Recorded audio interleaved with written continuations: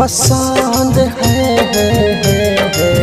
करे पसंद लालू दाम बोली बोली हो करे पसंद लालू दाम बोली बोली हो।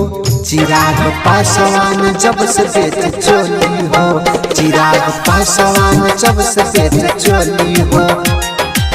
भइल बहाला देख गाँव और गली हो भइल बहाला देख गाँव और गली हो।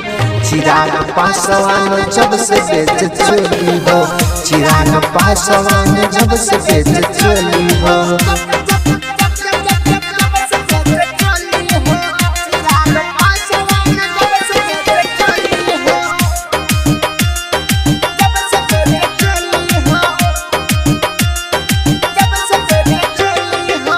चोली के दाम जब से बढ़ल बा नेता लीडर सब चढ़ल बा बुरा न मानो होली है।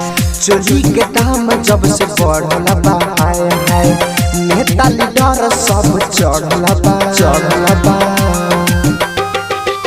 करे तेजस्वी चेकिन बटम खोली खोली हो करे तेजस्वी चेकिन बटम खोली खोली हो। चिराग पासवान जब से बेच चोली हो चिराग पासवान जब से बेच चोली हो। करे पसंद लालू दाम बोली बोली हो चिराग पासवान जब से बेच चोली हो चिराग पासवान जब से बेच चोली हो।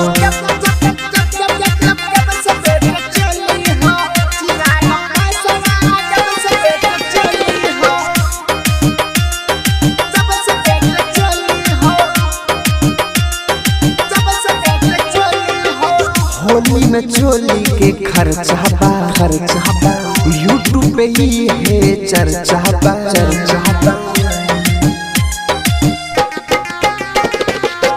होली में चोली के खर्चा बा गाँव जवार में चर्चा बा।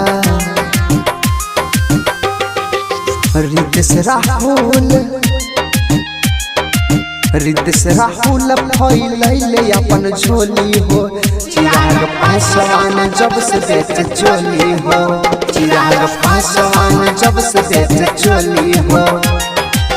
करे पसंद लालू दाम बोली बोली हो चिराग पासवान जब से बेच चोली हो चिराग पासवान जब से बेच चोली हो।